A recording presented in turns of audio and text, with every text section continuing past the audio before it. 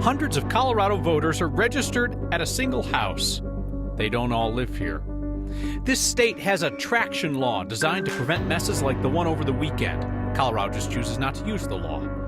Homelessness has become an election year issue, with some trying to convince you that people living on the streets are out to get you. That they're somehow violent, or they're somehow in the wrong, or they're somehow going to all attack you. A public health researcher says we need to get real about this. And Colorado's oldest continuously operating business is sold, with a plan to keep the streak going. All that is next. We've talked for months how Republicans and Democrats at the state legislature agree on the biggest issues before Colorado. They just don't agree on how to address those hot topics, including public safety. Well, perhaps now a bit of bipartisan breakthrough. Democratic Senator Janet Buckner of Aurora and Republican Senator John Cook of Greeley have an idea on public safety. Creating a grant program to help police departments identify and address high crime areas. Grants to departments to recruit, train, and retain minority candidates. Senator Buckner said those minority officers are going to be key to building trust in communities. I know, as a woman of color myself, I have a police chief who lives in my Senate district who is a man of color, and we've had this discussion about wanting to make the workforce look like the community in which they serve. The bill would take out a little more than $30 million over 2 years from the general fund. This is expected to be one of a couple of bills on public safety we see before the end of session. State legislatures also looking at ways to combat the thieves and go after our porches. There's a new bill now from Democratic State Rep Alex Valdez, who would create a refundable state income tax credit for people who lose a package on their porch to a thief and then went out and bought some kind of anti-theft device like a package locker, credit of up to $75. You just need to have to report the theft to police and then purchase that device. The bill text says that most people don't report those package thefts. We asked the representative why this is a priority now, and he said government has an obligation to invest where it'll improve people's lives.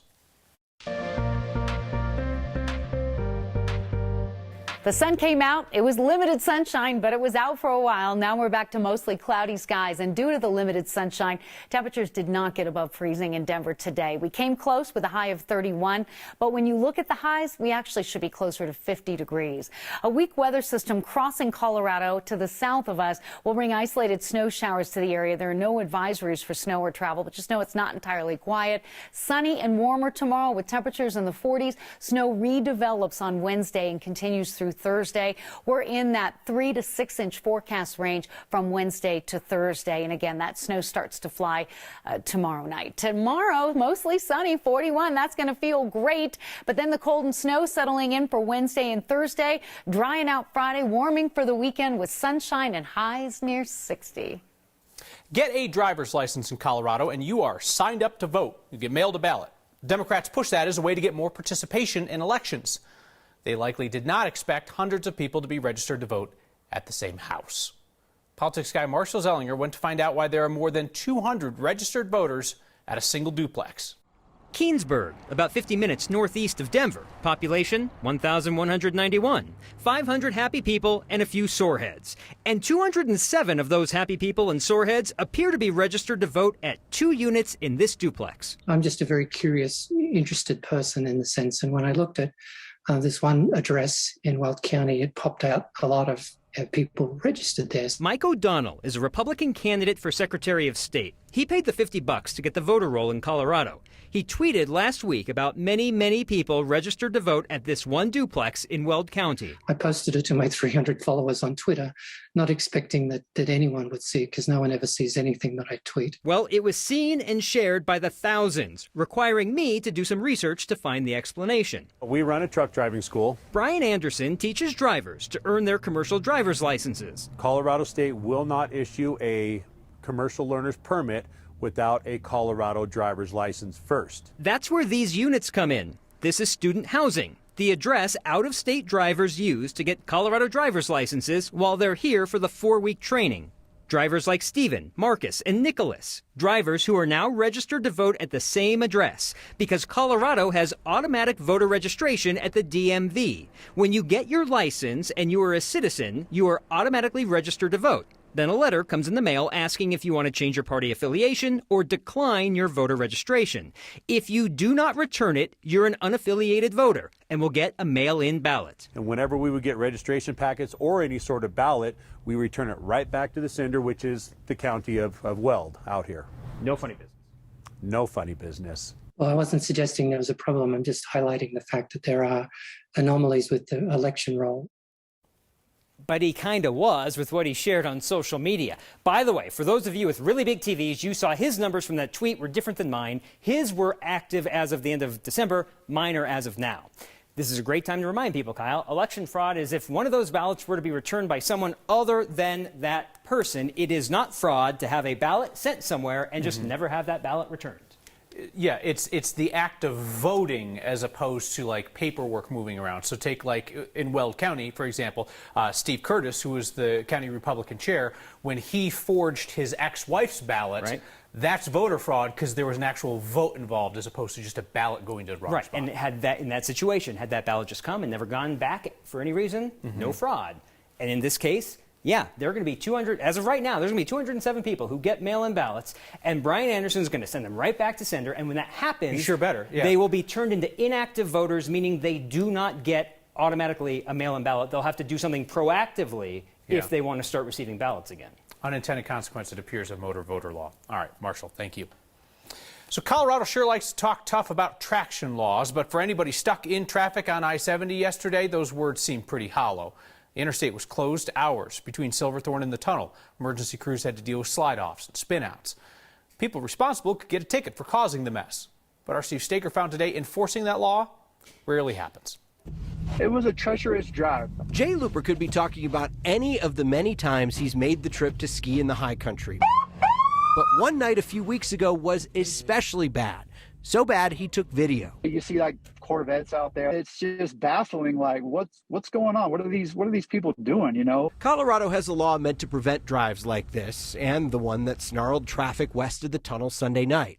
In fact, it was beefed up just a few years ago. Now, if the traction law is in effect, you can only drive if you have chains, you have four-wheel or all-wheel drive, and your tires have at least 3/16 of an inch of tread depth, or if you have snow or mountain tires. We know when traction law is going on, it's going to be a bad day. It's going to be a very busy day. CSP Trooper Josh Lewis says while law enforcement is certainly looking to make sure you're following the law, they've got their hands full in a snow event. That explains the scant number of tickets written over the last few years. 9 Wants to Know has learned CSP has written 41 tickets to drivers of passenger vehicles since 2020, the year the law was beefed up. 27 tickets issued for simply failing to comply, 14 more for failing to have the right tires and causing a road or lane to close, which carries a fine of more than $650. We need to know what their tire tread depth is, if they have the proper tires, if their vehicle is all or four-wheel drive. Lewis says the law is incredibly difficult for overwhelmed officers to enforce, mostly because the conditions are so bad. We're in bad areas where we don't want to duck our head down to be able to check tires to see if they're adequate enough. So they rely on personal responsibility, something Jay Looper says seems to be lacking. I don't think people take it serious. You know, when you're driving through the mountains, there's a lot of consequences. Interestingly enough, 9 Wants to Know also found the number of tickets CSP wrote for this went down about 38% between 2019 and 2021, even as this law got a bit stronger.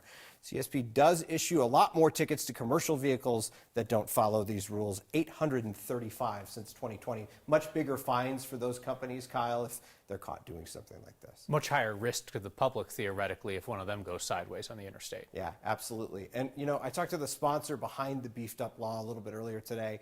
She was talking about how a lot of this is meant to be an educational tool. Try to remind drivers, don't go out there unless you have all-wheel drive or four-wheel drive and your tires have enough tread to be able to handle something like this. Good advice. Steve, thank you. So you know what? No matter what is going on in our world, every week you all get together to do something good for Coloradans. Wanted to update you. Last week, you raised more than $50,000 to cover home heating costs in the San Luis Valley. That's money that is already going out the door to help people buy firewood and propane. The nonprofit La Puente had run out of heating assistance funds for the winter before you stepped in. So what should we do next? Every week, I'm looking for specific nonprofit projects somewhere within the state of Colorado that we could be helpful with in a big, big way. If you know of such a project in your community or somewhere else, email me at next@9news.com.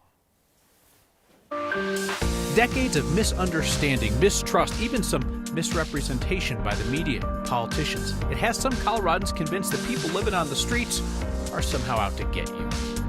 Most people who are experiencing homelessness are just literally trying to survive. One public health researcher says we need to get over ourselves. And it's been around longer than Colorado's been a state. A historic market in Castilla County gets a new start with a careful plan to keep that streak alive. Next.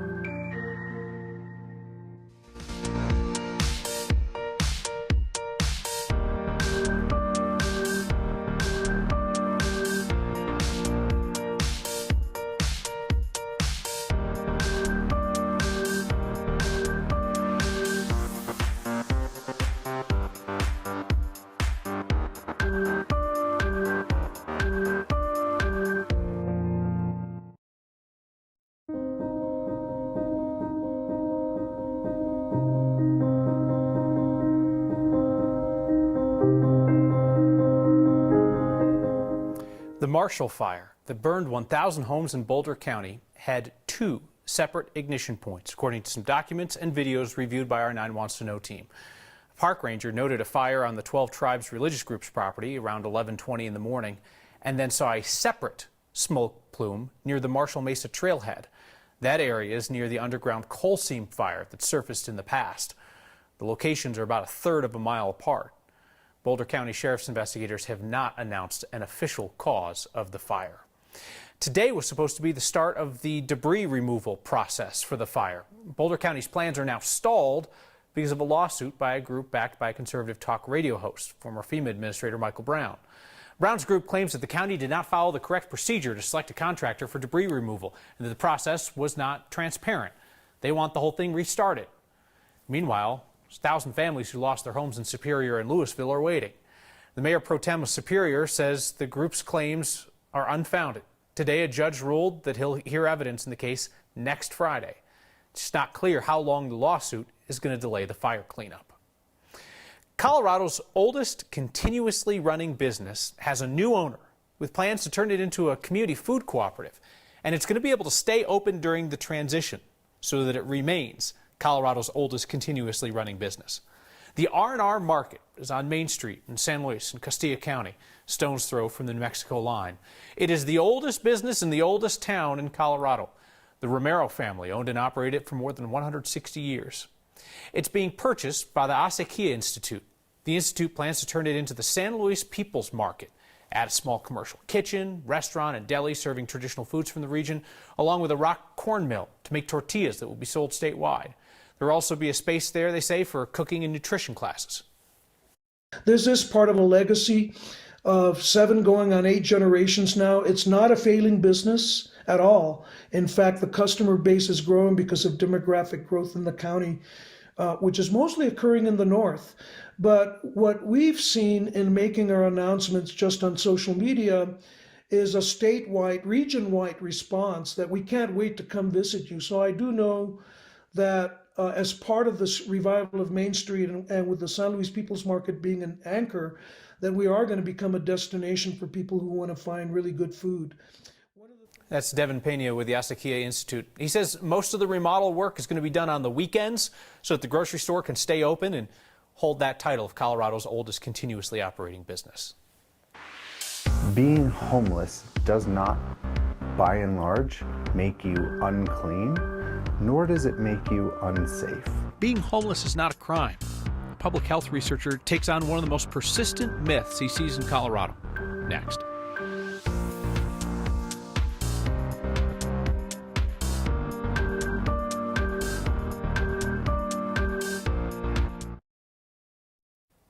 A doctor spoke to Denver City Council about homelessness the other night. His message was pretty striking and really at odds with a lot of the fear-mongering that we tend to hear from some political types these days. We caught up with public health researcher Dr. Josh Barocas, who says that most people experiencing homelessness in town are just trying to survive. They're not out to hurt anyone. There's so much stigma and there's so much dehumanization around people experiencing homelessness that they're somehow violent or they're somehow in the wrong or they're somehow going to all attack you. My name is Josh Barocas. I'm an infectious diseases physician and public health researcher at the University of Colorado School of Medicine. I'm in a position where I understand some of the research and some of the data, as this is a population that I work with and have worked with for a long time. Most people who are experiencing homelessness are just literally trying to survive. Good morning. The park is being closed today. We know that the sweeps, the displacement, are actually harmful. These are people that are mothers and fathers. These are people that have had trauma, people that have served in the military. We collectively as a society need to move past this fear-based perception of people experiencing homelessness, people experiencing substance use disorders, people who look different than us. A study came out recently that showed in Boston that 1 out of every 4 deaths among people experiencing homelessness is due to an overdose. Most people living on the streets don't care about the person walking past. They're just trying to survive. To anyone who finds what I'm saying to be disagreeable, I would challenge them to the notion that when we actually humanize people, when we see them as someone who's suffering, then our collective humanity grows a little bit more. It takes each person being able to say, I'm coming at this from a little bit of privilege, and these are fellow human beings that I cannot snapshot. The number of people experiencing homelessness for the first time in the metro area doubled year to year between 2020 and 2021. It's according to a recently released report from Metro Denver Homeless Initiative. It certainly looks to be love on the prairie. We'll get into their business, plus your feedback, next. 2 prairie dogs acting like they're on the kiss cam at a hockey game? That's something that's not horrible. Christina was out at Rocky Mountain Arsenal when she spotted these 2 prairie dogs. It looked like a kiss, right? What are we doing there? What's that about, guys? We looked this up. So this is actually how prairie dogs greet each other, and they like get each other's scent. So they'll touch noses. Sometimes the one seems more interested in it than the other one. They'll touch noses. Sometimes they'll even like lock their teeth together. I'm pretty sure she has not accepted his apology. Nope. Oh, maybe she did. Maybe she did. I don't know. It's unclear. Also, this tends to happen in family groups, so it's less like a PDA thing, and it's more like, hey, Mom, I'm back to our hole in the ground. I missed you.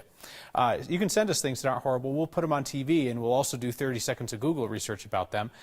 Email stuff to next@9news.com.